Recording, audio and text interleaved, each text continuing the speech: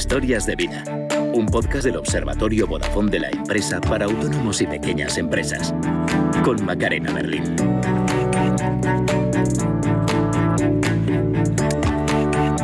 ¿Desconfías de algún familiar o empleado? ¿Necesitas destapar un fraude? ¿O saber si tu pareja está con alguien más? Pues puede que conocer a nuestra invitada de hoy te arregle el día. Ella es la fundadora de la agencia de detectives Tras la Puerta. Su vocación de investigar le viene de lejos, pero ella lo hace de un modo especial porque casi nunca ve en persona a sus clientes. Bienvenidos a Historias de Vida, el podcast creado por el Observatorio Vodafone de la empresa para acompañar, inspirar y ayudar a autónomos y pequeños empresarios. Empezamos.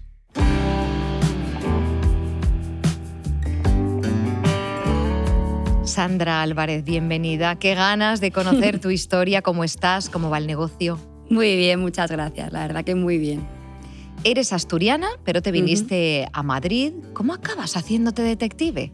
Yo llevaba años en Madrid y un día pues me fui a ver a mi familia, a Asturias, y pues estas cosas de voy a ver las cosas de mi infancia, abrí una caja de cuando era chiquitita y descubrí un dibujo que era ¿qué quieres ser cuando seas mayor? ¿Un dibujo que habías hecho tú? Sí, pero en el colegio yo no me acordaba. Entonces era ¿qué quieres ser cuando seas mayor? Y aparecía pues detective, además ponía detective privado, es súper curioso porque era muy pequeña, no sé qué habría visto. Y era yo pues con una lupa. ¡Ay! Sí, entonces en aquel momento se me despertaron un montón de recuerdos que tenía totalmente olvidados. Empecé a recordar que yo jugaba con mis primos, nos escondíamos detrás de las columnas y a los vecinos hacíamos así. O sea, era realmente detective privado. Dije, bueno, pues si yo quería hacer esto de pequeña y lo deseaba tanto, y me lo he encontrado ahora, ¿no? Voy a ver qué es esta profesión. Y empecé a indagar, vi que eran 3 años de estudios y dije, pues, ¿por qué no? Sí. En la carrera creo que nos animaban a montar vuestra propia agencia, ¿no? Precisamente. Pues mira, la frase era, yo la tengo aquí, ¿eh? La frase era, es un suicidio. O sea, si sales de aquí y te lo montas por tu cuenta directamente, es un suicidio.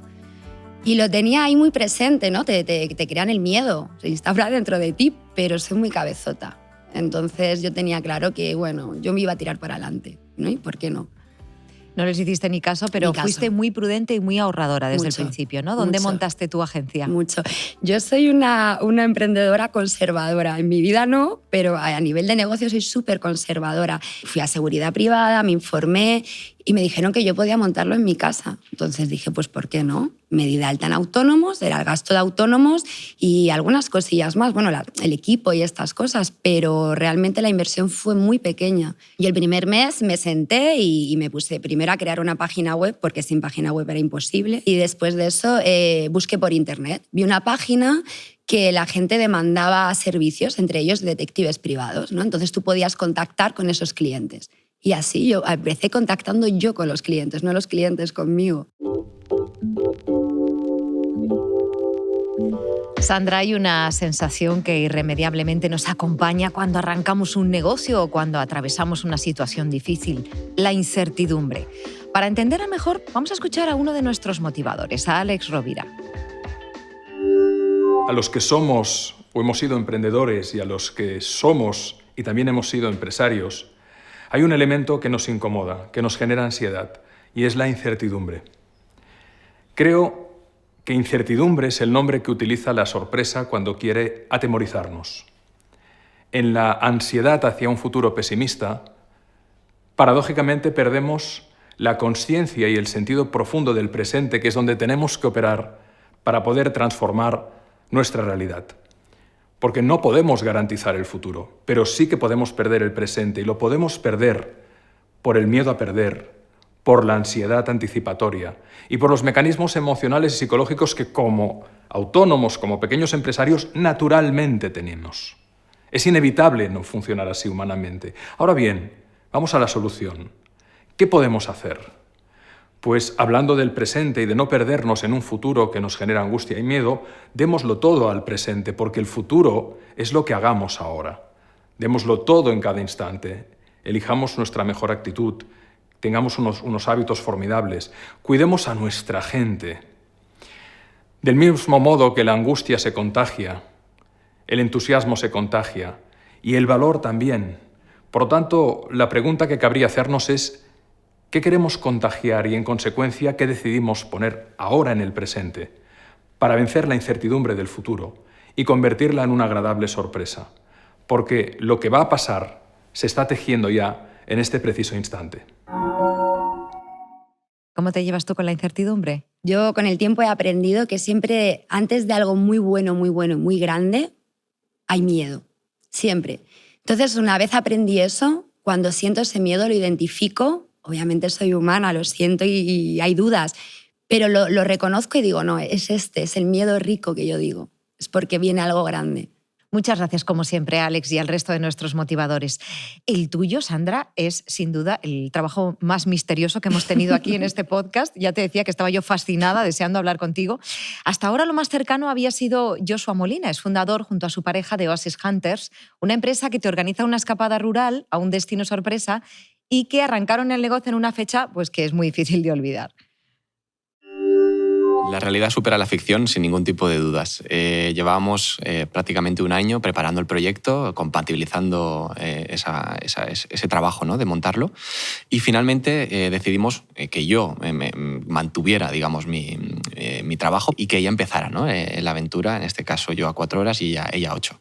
Fue de película. Cuando te vas a dar de alta en autónomo tienes que indicar una fecha. Pues la fecha fue el 14 de marzo de 2020. No. De verdad, esto fue 100% real. La dimos, obviamente, varias semanas antes. Así es. Bueno, tenéis el episodio completo en la web del Observatorio, observatoriovodafone.com. Historias de vida. Un podcast del Observatorio Vodafone de la empresa para autónomos y pequeños negocios. Y hablando de esa fecha, Sandra, ¿en qué momento os pilla la crisis del coronavirus? ¿Cómo estabais? Pues estábamos muy bien, muy bien. Era un momento de estos que dices, ya, llega a una estabilidad, ¿no? Porque sabes que al principio es una montaña rusa constante, ¿no? Pero en ese momento estábamos por fin estables. Y bueno, pues llegó como para todos. Y lo que pasa que es cierto que no nos podemos quejar. Nosotros tuvimos un mes y medio horrible, porque pues lo que hablábamos de la incertidumbre. Claro, con todo el mundo confinado, ¿qué investigas? Nada. La porque, masa madre. Había gente que sí que teletrabajaba y todo, pero es verdad que el primer mes estábamos todos como a verlas venir. Nadie sabía por dónde iba a ir esto. Entonces no había trabajo, no había solicitudes. Eso el primer mes y medio. Pero justo después hubo un despunte de casos de infidelidades. Bueno, yo ese verano trabajé muchísimo. Sospechas todo, entiendo, ¿no? Sí. Uy, sí. ¿Qué pasa este móvil? El estar tanto tiempo en casa. Ves más a tu pareja que si tiene un amante pues tiene que hacerle caso a su amante y estás tú en casa. Entonces, pues sí, hubo bastante. Y luego el tema del tema laboral. Hubo un cambio, pero no una pérdida de trabajo. Es decir, pues había que controlar las horas de teletrabajo. Claro. También, como había confinamiento, para tramitar una baja lo hacían telefónicamente. Facultativo no podía ver a la persona, tramitaba la baja vía telefónica. Entonces, muchas bajas eran ficticias. Entonces, también hubo mucho aumento de control, pues eso, si la persona realmente estaba confinada, si no. Entonces, la verdad que a partir del mes y medio nosotros no nos podemos quejar nada. Vamos a hablar de herramientas tecnológicas. Nos contabas que la primera web la hiciste tú con WordPress. Sí. ¿Y sabías hacer webs? No, ni idea. Me costó literal sudor y lágrimas. Yo lloré. O sea, yo haciendo mi página lloré. Yo la hice a base de tutoriales de YouTube y la verdad que es una maravilla. O sea, hoy en día está todo ahí. Entonces fui capaz de hacerlo. Seguramente me llevó mucho más tiempo con una persona que sabe, obviamente, pero lo conseguí y fue muy gratificante, claro. Y claro, en tu caso, tu modelo de negocio permite que yo te contrate, pero sin vernos las caras. Puede ser, sí. ¿Cómo puedo contactar? ¿Contacto a través de la web? Sí, normalmente sí. Nosotros nos encuentran por internet, entonces o bien vía telefónica o vía mail contactan con nosotros. Y muchas veces nosotros hacemos la firma del contrato a través de correo electrónico. Online. Y la entrega del informe también. Ajá. Entonces, a no ser que luego deriven un proceso judicial, que ya nos veamos las caras, en muchas ocasiones yo no veo al cliente. Creo que tenéis formularios de contacto. Sí. Tenemos varias opciones. Está el formulario de contacto, está el chat virtual, Bueno, y luego ya tenemos tenemos un pequeño formulario más pequeño, es una ventanita más pequeña, que es simplemente que es una solicitud de llamada. Entonces el cliente simplemente Para pone su información, teléfono. ¿no? Algo más rápido, Sí, más directo. Sí, y funciona bastante bien, Ajá. porque hay gente que el formulario como que lo ve tedioso, ¿no? Dar información antes de... Y eso es muy, muy cómodo para ellos. Para contactar primero hay que encontraros. ¿Cómo lo hacéis para conseguirlo? ¿Es complicado? No sé si invertís en SEM. Sí. Nuestra inversión en SEM es bastante grande. Para mí es súper importante. Yo al final lo que descubrí es que el cliente te encuentra por ahí, ¿vale? No es una cosa, no es un tipo de negocio, no es una compra impulsiva, no es algo que de repente tú estés en internet y te salte un anuncio de red social o lo que sea y digas, ¡ay, voy a contratar a un detective! No, esto es algo que una persona lo medita, busca y entonces ya se sienta y mete en Google detective privado en Madrid. Entonces ahí nosotros nos dimos cuenta enseguida que necesitamos, nuestra inversión era en SEM. Y sí, es así como nos encuentra. Creo que valoras mucho la ayuda de la gente de Google. Muchísimo. Es Son fundamental, maravillosos. ¿no? Sobre todo al comienzo a mí eran ¿cómo te digo? Mi hada madrina cada vez que me llamaban. Ellos tienen un servicio en Google AdWords que es una ayuda trimestral, aunque a veces te llaman más veces, ¿eh? Y entonces te mandan un email y te dicen, mira, si quieres que te hagamos una llamada, avísanos y la agendamos. Agendamos llamada y entonces te llama un técnico de Google AdWords.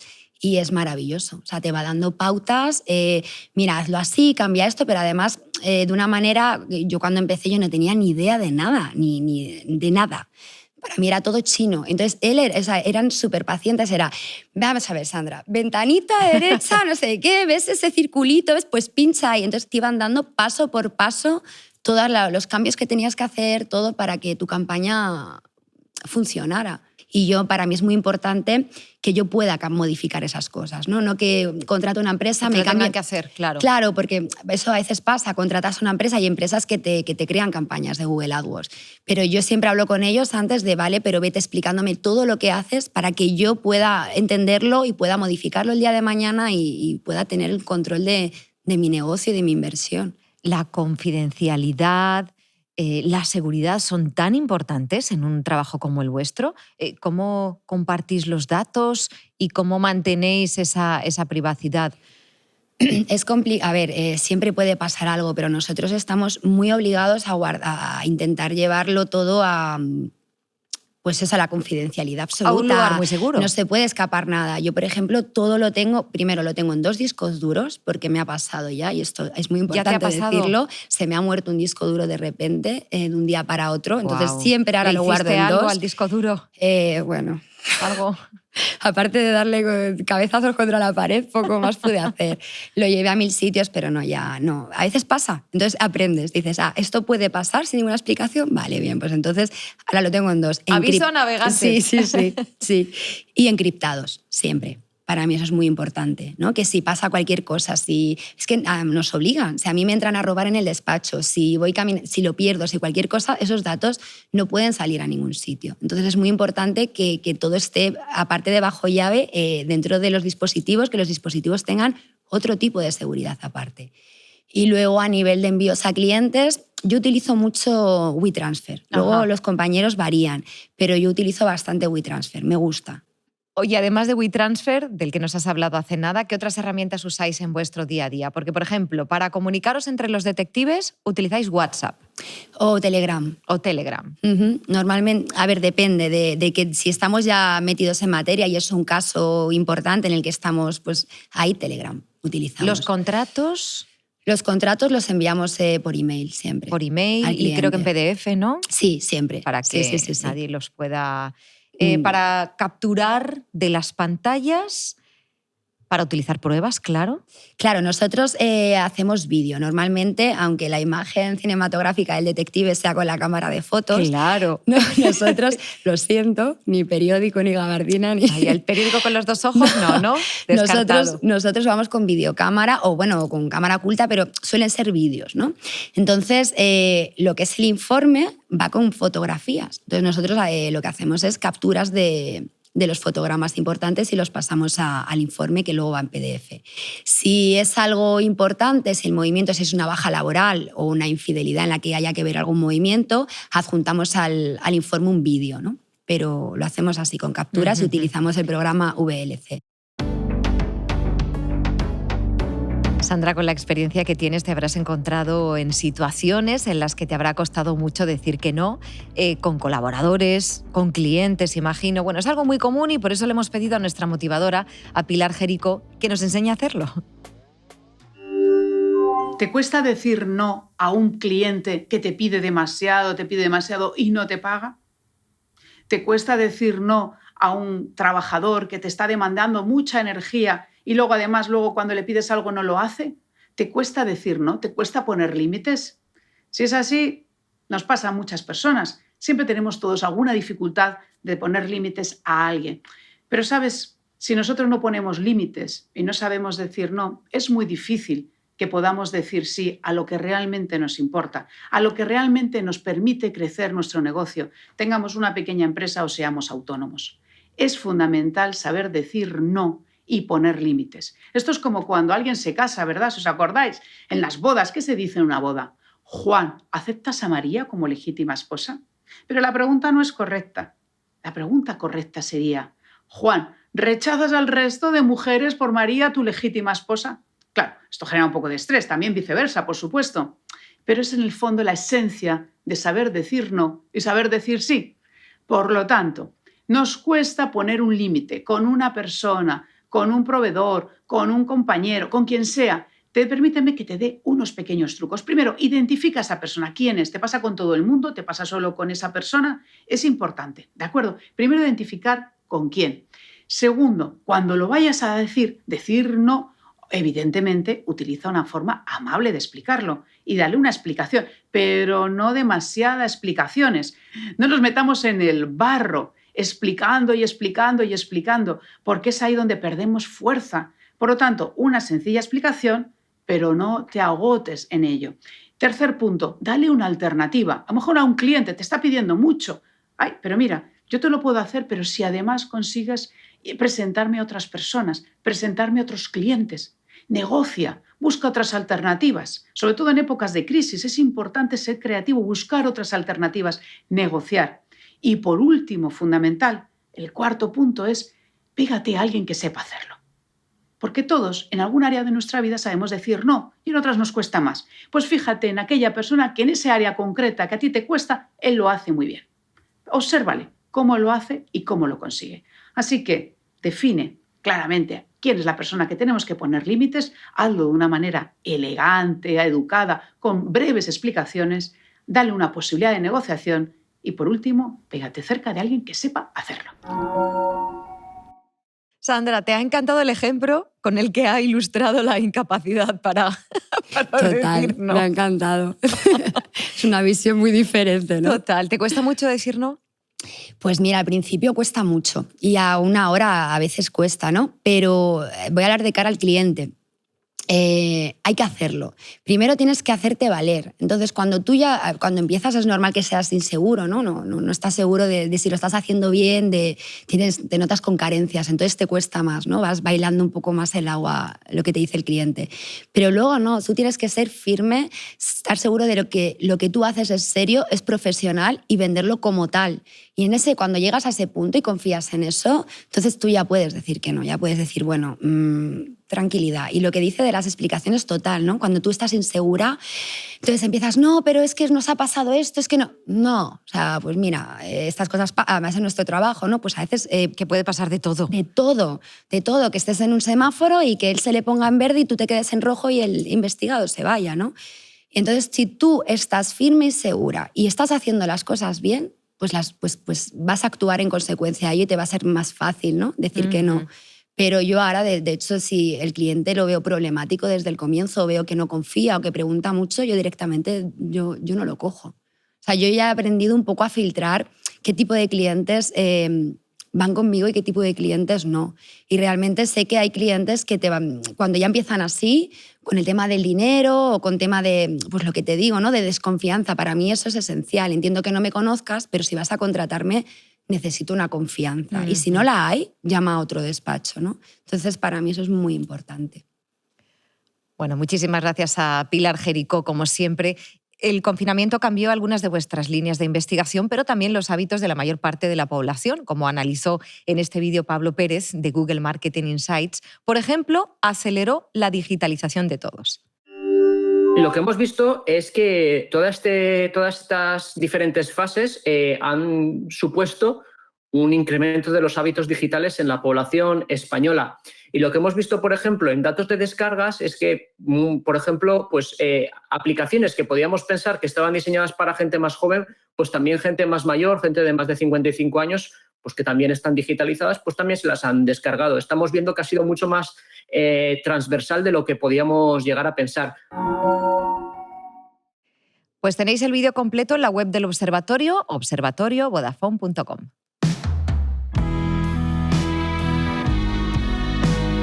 Has dejado unos cuantos consejos, pero me gustaría saber cuál es el mejor consejo que te han dado y cuál te gustaría dejar hoy aquí en la mesa de historias de vida.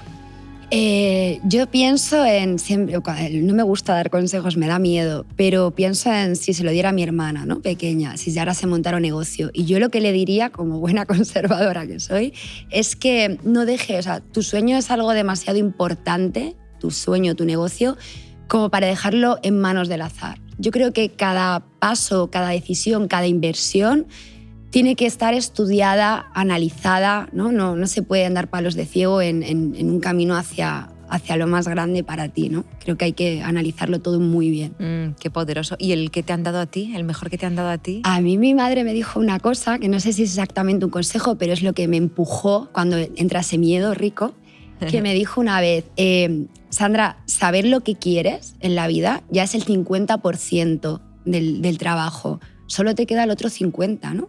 Entonces, cada vez que me daba miedo, yo pensaba, voy a dejar este 50 tirado, ya tengo este 50 hecho y no voy a seguir a por el otro 50. Entonces, el otro 50 es hacer un planteamiento, ¿no? Un método para llegar a ese sueño. Buenísimo, buenísimo. Sandra Álvarez descubrió, gracias a un dibujo de su infancia, una vocación que tenía olvidada y que ha convertido en un negocio de éxito. Iba a decirte que nos vemos pronto, pero creo que nos vamos a ver solo si tú quieres, siendo investigadora como eres. Esperemos que no te haga falta. Sí, esperemos. Voy a tocar madera. Muchísimas gracias de verdad por haber compartido tu historia. Y vosotros, autónomos y pequeños empresarios, podéis encontrar los episodios de este podcast, Historias de Vida, en todas las plataformas de audio.